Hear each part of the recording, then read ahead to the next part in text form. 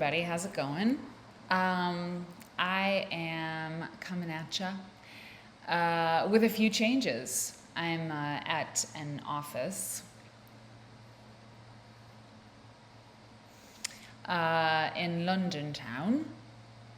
And, I used to be able to do what I thought was a pretty decent British accent, sort of, I suppose, I don't know if it would be a London accent or what region it would be. I guess any kind of accent that I would have picked up from Merchant Ivory films when I was a kid, or whatever versions of A Christmas Carol we watched. Michael Caine. I'm Michael Caine. In the Muppet Christmas Carol. Anyway, lots of movies as a kid that I would watch with my sisters. I don't know. Were there a lot of British people? I think there were. Merchant Ivory films, Monty Python, various, Sherlock Holmes and things like that. I think I'm forgetting a big one. Lord of the Rings? No, that came later.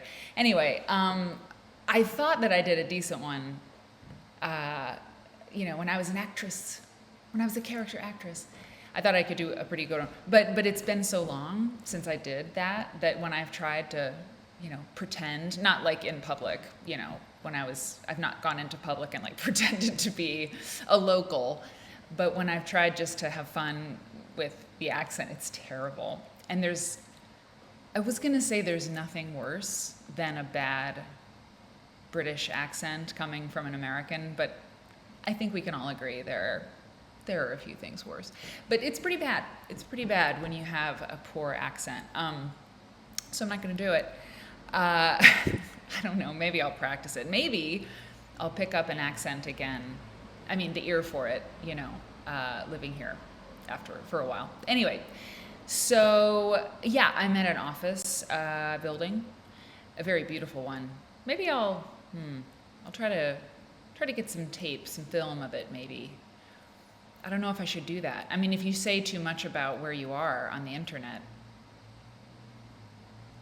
people could come find you.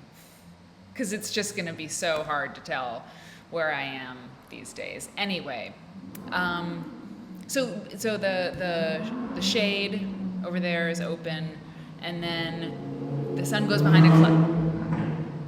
Anyway, so I'm here because it's really hot outside today, and the apartment where we are, which I talked about before on an episode previously, we're still there for another month or so, and it's super hot, and there's no air conditioning. And I want to hear those guys. They're so cool, and they like to run their little. Their little engines. They like to run them on this particular street. Anyway, so I'm at this office, and I came down here because it's pretty hot today. I think it's going to be 90 degrees Fahrenheit. So I'm still learning the Celsius Fahrenheit. You'd double it and add 30. But I don't know. Let's see. I'm not going to try to do it. If I got a little piece of paper and, Google. Okay, let's try to. I said in the beginning of this whole thing that I would allow myself to use the internet. So 90 degrees Fahrenheit to Celsius, it's 32 degrees. I think it's that, right? By the way, as I'm looking this up, I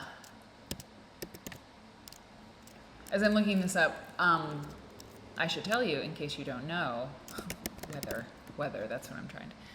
Yeah, 85. Yeah, it's going to be a high of 89, right? 89. Interesting. Which will be 29 degrees Fahrenheit. I think that, yeah, roughly what I said, right? Anyway, okay, back to you. How do I do that? Okay.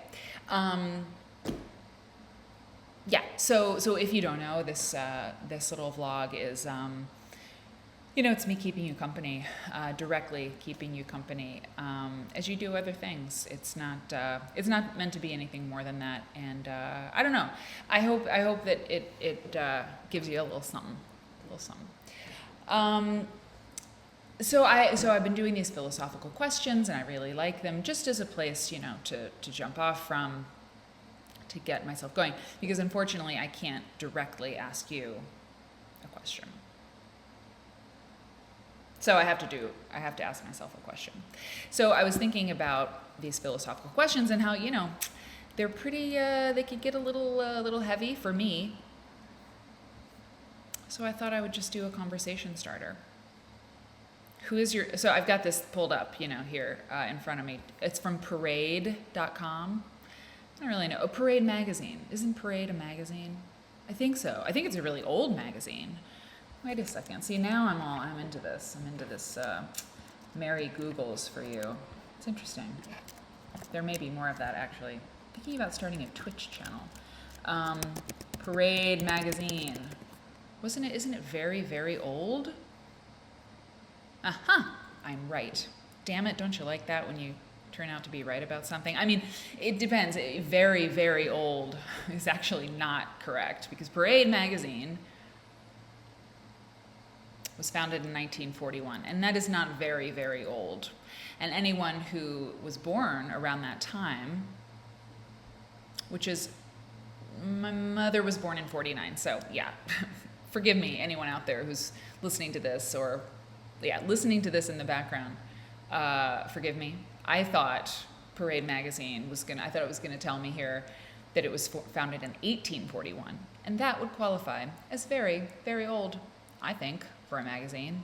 Anyway, Parade magazine is an American nationwide Sunday newspaper magazine distributed in more than 700 newspapers in the United States. Interesting.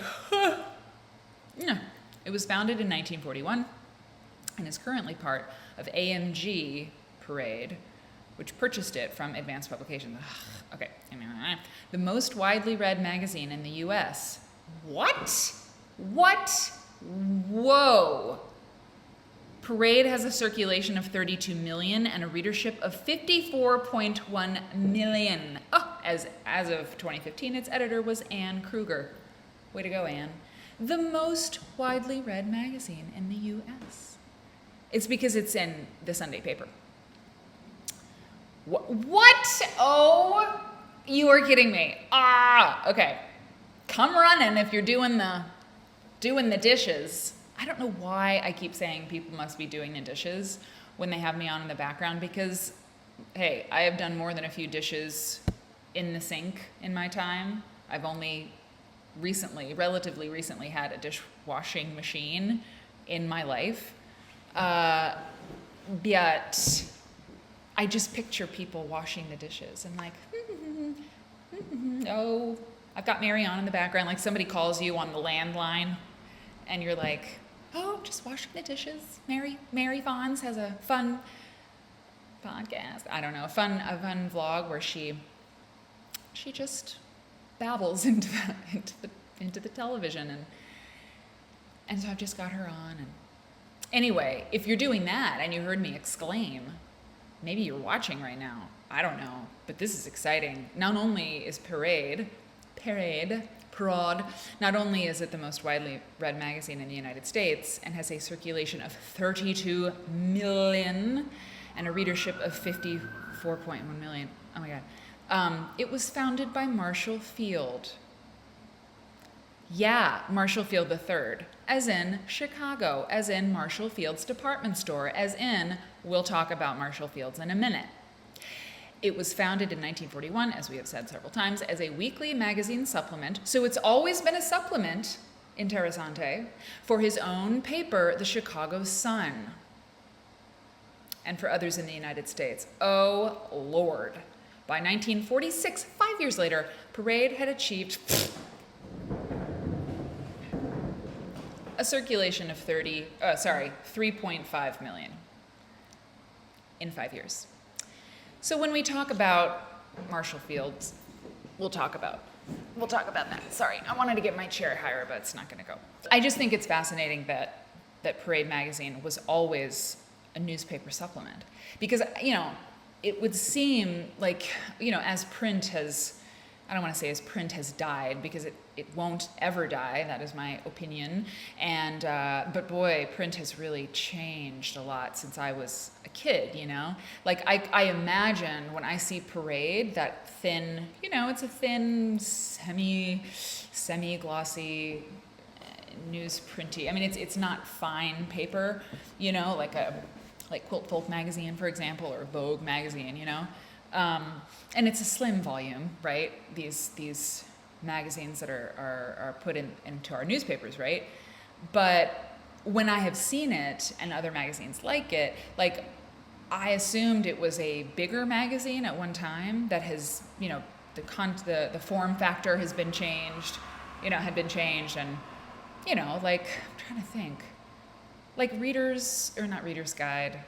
TV Guide, right? TV Guide used to be like a magazine. I remember it. I remember, you know, it was thick, and like Mom bought it at the supermarket. And I don't know that TV Guide exists at all anymore in any form. We can Google that. But I suspect if it is, you know, it's like tucked into the newspaper or something. I don't know. I think you understand what I mean. Even though this is sort of conjecture, and I'm sort of like, you know, kind of pulling from things I don't totally know about, but it's fascinating to me that Parade was just always a supplement. I love that. Let's read a little bit more. John Hay Whitney, publisher of the New York Herald Tribune. Hold on, let me make sure. Oh yeah, well, see, I try to keep the monitor a little bit more close to my field of vision here, so I can see if everything's falling apart. Why am I black and white today? I don't know. Why not? All right, so let's go back to... Okay, back to this. John Hay Whitney, publisher of the New York Herald Tribune. Wait a second, we need to go back. Marshall Field III owned the Chicago Sun. Not surprising, but did I really know that? No, I didn't. And I'll bet you John Hay Whitney, publisher of the New York Herald Tribune, who bought Parade in 1958, interesting. He was probably the Whitney family, obviously, like who started the Whitney Museum, right? Or the Whitney, I'm sure there's lots of Whitney stuff. This is water in a beer glass. It was the only thing I could find in the kitchen that was like, would hold enough water to make sense to bring it into this. Okay, so... All right, changed hands a million times.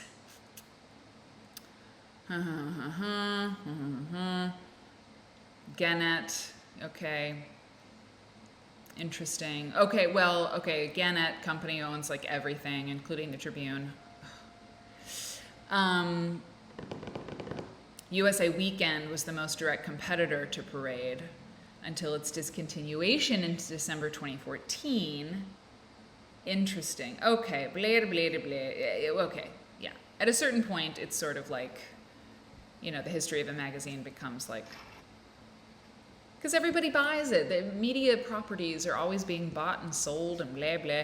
And a lot of times, you know, it just goes downhill from there because the people who started the magazine, it was the heart and soul of the thing, you know? Okay, so, yeah, I mean, I guess that's all I want to say. Now let's talk about Marshall Fields.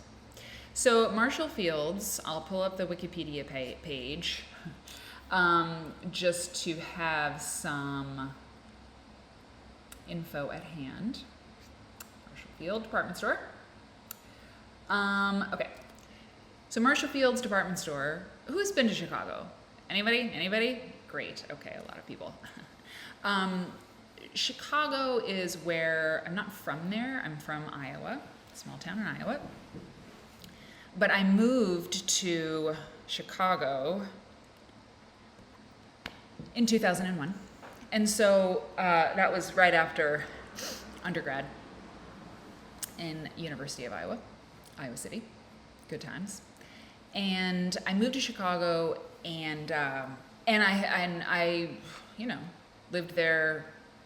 I mean, I've lived there for all of my adult life, you know. And I went to New York City for about 6 months. My sister Hannah has lived in New York City for her whole adult life, never wavering. So I've been in New York a whole bunch, but that's another story for another day. And I was in DC for about a year on my own. I've been in DC at intervals since then. But Chicago is where I became a woman, became a modern woman. And so Chicago is really, that's like, I guess it's my home. Yeah. And every time I left, I just felt terrible. I was like, I couldn't put my finger on it right away, but I just was miserable. London is different. And you know how I know it's different? Because it's different from the other times I left Chicago.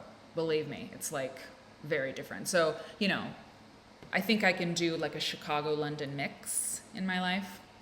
My sister and my brother-in-law, these people that I love beyond measure, they live in Chicago and they have settled there, I think, for sure. So home, I think, will always be Chicago anyway. When I got to Chicago in 2001, I had nothing. I got an apartment that was $400 a month. I can't believe that, but I remember. And it was a studio.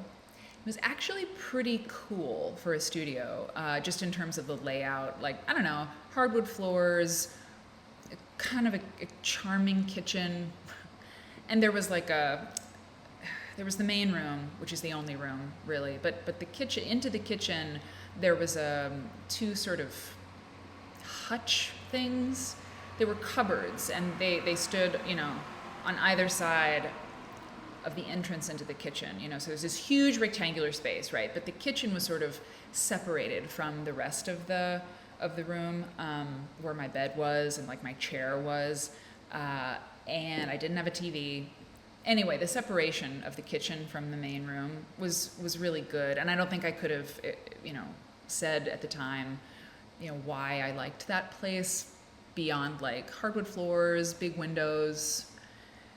But it's nice to have like the food zone separate from like the sleep zone. And a lot of studios they don't have that. It's just you have a room, there's a stove, sort of, a hot pot like over there, and always the twain shall mix. So anyway, I had $400 rent. I only couldn't pay my rent once, I think.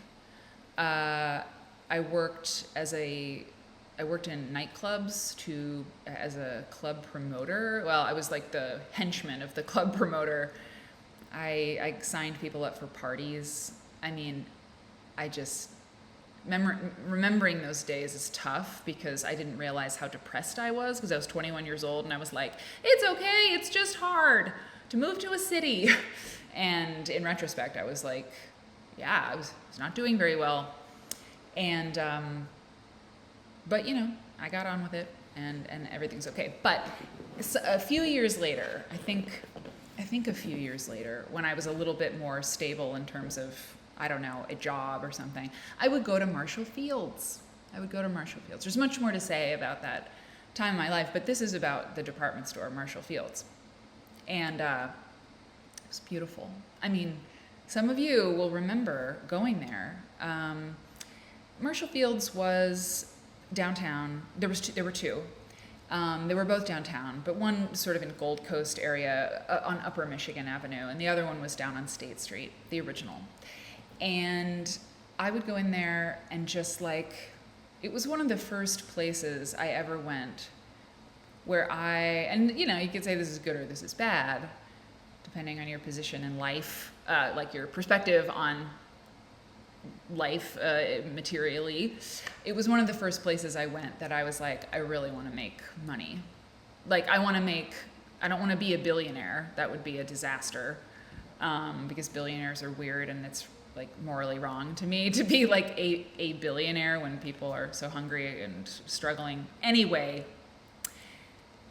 But I was like, I think it'd be cool to have a bunch of money precisely because I could start a library and, really tell you more about that at some point. And I could shop at Marshall Fields. And I could just be there all the time, right? And not be like this little wastrel, coming in and just like gawping at everything.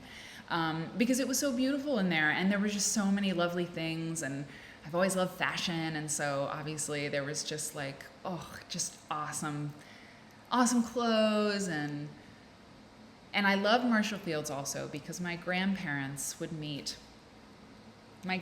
on my father's side would meet under the clock in Chicago when they were courting. And that's pretty cool. And I never really knew, I didn't have a picture of that in my mind until I went to Chicago and was living in Chicago. And there were these Marshall Fields clocks. They're famous. They're on big, I suppose, copper? No, they're green. They're green. And is it oxidized copper or something? I'm not sure. But beautiful and ornate, and these big clocks on all four corners of Marshall Fields. And so my grandma and grandpa, Vanita and Lloyd, would meet under the clock when it was time for a date. And that's pretty cool. And my grandmother, Vanita, while she was living, she was an odd bird. We're all odd birds. Not just in my family, but probably your family too. We're just odd in a different way, all of us. Grandma Vanita would send us every Christmas a box of Frango mints from Marshall Fields. Oh God, so good, so good. And they were Marshall Fields mints, and they were famous for them, Frango mints. So I had this connection to Marshall Fields, okay? And then when I did rise up in the world, relatively speaking, I have never been able to go into Marshall Fields or any department store and just buy something fabulous off the rack. I'm really good at Nordstrom Rack when they have the clear the rack sales. I do miss Nordstrom's being here in London. But I have awesome clothes. I really like my clothes. During the pandemic, nothing matters. I do not have awesome clothes now. I just have clothes. But when I used to go out and do things and go to conferences and go to dinner, and when I was dating, I don't know. I thought I put together a pretty good wardrobe. And part of the reason I loved it is because I never paid full price for anything. Are you kidding? You go to Nordstrom Rack and you really dig deep, and you can find really great stuff, and then it's an extra 50% off or something. Anyway, I like to shop at Nordstrom Rack. Real nice designer stuff, but just dirt cheap. And I like weird stuff too, like a dress that just looks kind of like, what is that Helmut Lang thing? I don't understand it, but if it's my size, I'll take it off the rack and I'll check it out. And a lot of times it looks awesome because those designers really know what they're doing. So you got to give something a fair shake. It might look strange, but maybe it looks strangely amazing. Anyway, so Marshall Fields. So I was able to buy some things at Marshall Fields every once in a while, and that felt great. And then the day came. This is when I'm really gonna, whatever. Time passes, things happen. Marshall Fields closed. It was bought by Macy's. And I can tell you, hand to God, I have never purchased damn thing at Macy's. Not once. Not when I needed a bathing suit really quick. Not when I, was going on vacation and I lost my sunglasses and I was downtown on State Street. No, I won't do it. I boycott. I am sick with sadness that Marshall Fields is gone. The clocks are there, and it's please, they're not Macy clocks. They're Marshall Fields clocks. And the plaque, the plaque on the wall, on the, outside of the building,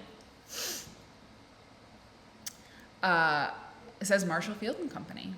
And it shall always say that, unless they tear the building down. But you know what? Macy's is bankrupt now, too. I don't know if Marshall Fields was bankrupt, if they just sold it. I don't know. But yeah, Macy's, after, I don't know, pandemic and retail has changed so much, and yeah. So now I don't want to talk about Marshall Fields at all, but it's so amazing. It's so amazing. Okay. Founded in the 19th century, that grew to become a large chain. Wow, the light's really probably changing like crazy because the sun's going behind a cloud and I'm in an office with the lights off. Founded in the 19th century, grew to become a large chain before being acquired by Macy's in 2005. Was it really? You see, I only had a few years. A few years. The former flagship location on State Street, oh God, it was officially renamed Macy's. Don't want to know. Okay, the early years. Marshall Field and Company. Remember, I'm just keeping you company. You know, I'm keeping you Marshall Field and Company. You know, you might not be interested. It's okay. You can click out. You can fast forward. I don't know. Marshall Field and Company traces its antecedents to a dry goods store opened at 137 Lake Street in 1852 by Potter Palmer, eponymously named P. Palmer and Company. Interesting. I did not know that it was another thing before it was Marshall Field's. In 1856, 21-year-old Marshall Field. Are you kidding me right now? Wow. What a baller. Okay. 21 years old. I was 21 when I moved to Chicago. I did not start a great department store. Okay, so Marshall the First moved to the booming Midwestern city of Chicago on the southwest shores of Lake Michigan from Pittsfield, Massachusetts, and found work at the city's then largest dry goods firm, Cooley, Wadsworth and Company. Just prior to the American Civil War in 1860. Wow. Yeah, okay, 1856. Right, I did not immediately think of that, but yeah, that's like right before stuff started popping. In 1860, Field and bookkeeper Levi Z. Leiter became junior partners in the firm. Okay.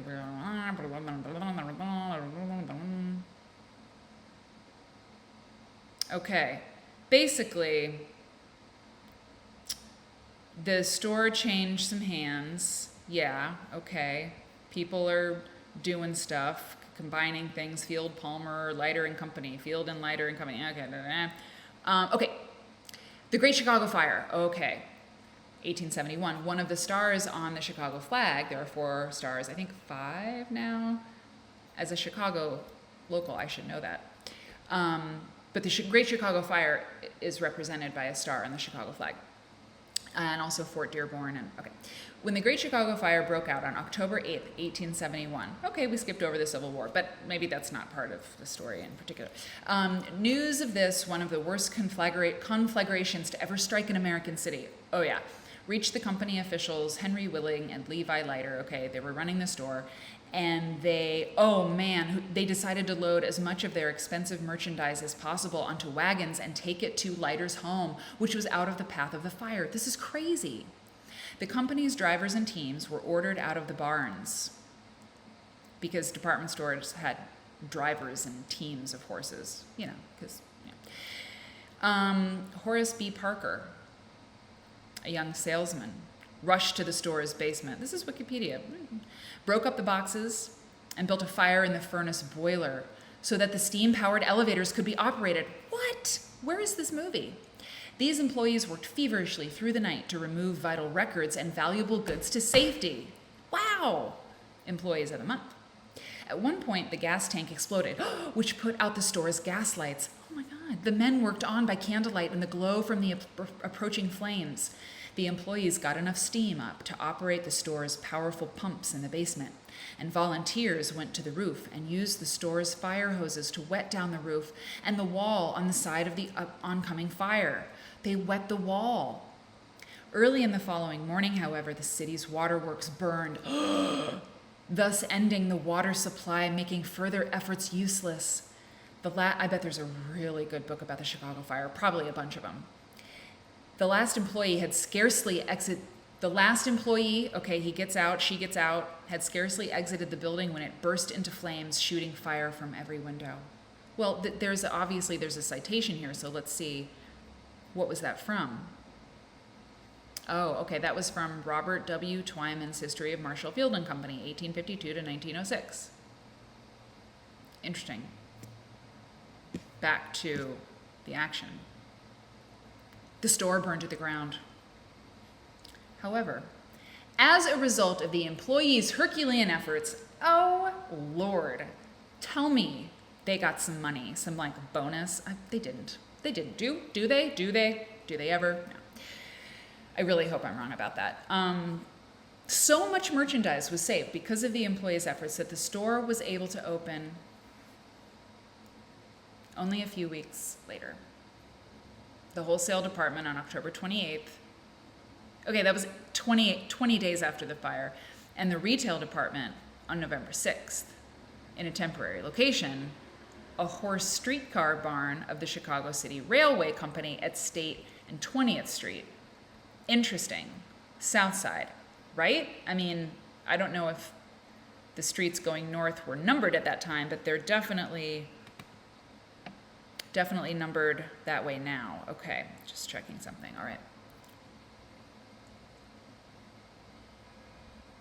6 months later, in April 1872, Field and Leiter reopened in an unburned building at Madison and Market Street. Today, West Wacker Drive. Okay, you know what I'm trying to get to, and this is amazing. It's amazing. But I'm trying to get to what impact Marshall Field had, the department store had on everything we know about like department stores today. And I mean, they are kind of, department stores are going, you know, I don't know if they're going away or what, but like I said, retail has changed so much, and like, I don't know, a lot of department stores are closing, you know, these days. Anyway, but I want to, okay, here we go. Because the sewing machines, that's one of the things I wanted to get to. Okay, 2 years later, after the fire, in October 1873, Field and Leiter returned to State Street at Washington, opening in a new 5-story store at their old location that they now leased from the Singer Sewing Machine Company. This is going to come back later. Palmer having sold the land site to finance his own rebuilding activities. Okay. The store was expanded in 1876, only to be destroyed by a fire again in 1877. All right. In 1881, with the support of his junior partners, Field, okay, who had joined the thing. Okay, right. Okay. Bought out later, so Levi's out.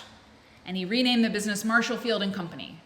I like this because getting these names out of the way, not just because, you know, it should be one name, but it's like Leiter and blah, blah, and blah. So let's just go with Marshall Field and Company, you know? Okay, stuff's happening. State Street store. Okay, there's a whole lot of like stuff. I will say,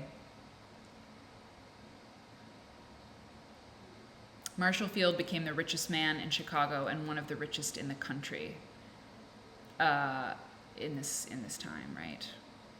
Yeah. The nexus of the railroad. Okay. Though little remembered today, the wholesale division of Marshall Field sold merchandise in bulk to smaller merchants throughout the central and western United States, and at that time did 6 times the sales volume of the local retail store. So the wholesale, okay, I didn't know that. The wholesale was like everything. Chicago's location at the nexus of the country's railroads and Great Lakes shipping, made at the center of the dry goods wholesaling business by the 1870s. Cool, with Field's former partner from before the war, John V. Farwell, being his largest rival. Okay, whatever. But okay, so it was the wholesale division that made the company. Interesting. Okay. There's a lot going on. There's so much. What I want to talk about, what I want to say is that they did a magazine, right? Give the lady what she wants. That was the ad, right? That was the ad, and they did a catalog or something. Okay, right? Suburban expansion, the Frango brand. Looks like the wholesale division went away during the Great Depression.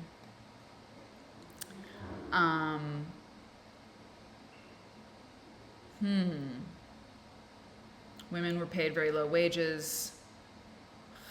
You know, this is what you get when you dig into history. You find some gross stuff, you know, like people weren't paid enough, and anyway. But let's just look at this. Maybe this is what Mary Keeps You Company is. I'm just Googling things. Give the lady what she wants. Yeah. Yeah, okay. The Story of Marshall Field and Company. It's the name of the book about Marshall Fields, the history of Marshall Fields, by Lloyd Wendt. So, and then there's the song, Give the Lady What She Wants, and I don't know. But it was like, I really like that. Give the lady what she wants. Just give it to her. Just come to Marshall Fields and get what she wants and give it to her. And it's like, she'll be happy, you know? Like, if you want a happy life, have a happy wife. Give the lady what she wants. She wants Frango mince, give her Frango mince. So that was a bit of a diversion, right? From what I was going to say, the question I was going to answer. That's how this goes. But I don't even remember what the question was. What was the question? What was the question?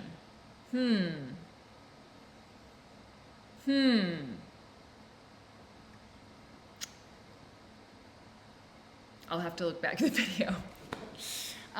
Yeah, anyway. I think when I was thinking of sewing machines, it was actually, I was thinking of Sears and Roebuck. Of course I was, which is another Chicago department store. But Sears and Roebuck were the first company to do a layaway program for their customers. And the let me get this back here. Oh yeah, see, I hadn't looked. And the product that they sold on layaway was a sewing machine, Singer sewing machines. So that was a pretty important thing in American history and in retail history, the layaway concept. And there are, if you're a Singer featherweight person, or Singer aficionado, historian, nut, then you know that there are these little banks. There are these little tin banks. And it was the payment, like you would, I don't know if the Singer man would come around with the little bank and you would put your payment, your monthly payment, you know, into the bank, or if it was for you to save your money to pay your layaway thing. I don't know. I'll look it up. But I've seen many featherweights, and I've seen these little banks, and for the machines, and I just think that's pretty cool. So today we've learned about Parade magazine, most widely read magazine in America. Crazy. I'm flabbergasted. And we talked about Marshall Fields. How we got on Marshall Fields, I actually don't remember. And some question. There was some question at the beginning. So anyway, I hope you felt like you were kept company today. And I don't know, if you like this kind of video, I hope you'll subscribe and give it a like and all that stuff. And yeah, I think I'm trying to figure out, you know, where my home is on the social media world, because I want a home there. I don't know if YouTube's really social media or not. It's not really, because you don't like post. I mean, you can have like a community tab, I guess, and write things and respond. But I don't know. It feels kind of social to me. But I don't know. I'm thinking Twitch would be really cool, because Twitch is kind of like, and I'm new to like looking at all that, and you might not even know what that is, or maybe you're like, oh, I love Twitch. Twitch.tv, it's owned by Amazon, so you needn't to be like, what is this? You know, it's like, it's not some dark web thing. So little is. But Twitch.tv is like, it's a streaming platform. And it's kind of funny, because I was talking to Eric about it. It's used far and away. It's used by gamers. And so they stream themselves playing video games. And the kids are wild about it. They love watching people play video games. I actually understand that, because watching somebody play a video game, like when Eric will play a game and I'm like sewing, or I don't know, surfing online or something like that, I really like it, because I don't know, it's just interesting, you know, seeing all the graphics today are so amazing. And so when he does that, I like it. So people on Twitch watch other people play video games, and yeah, that's just a thing. But there's other content on Twitch that is not video games, but streaming content. And Eric and I have found a couple channels that we really kind of like. One of them is a journalism channel, you could say.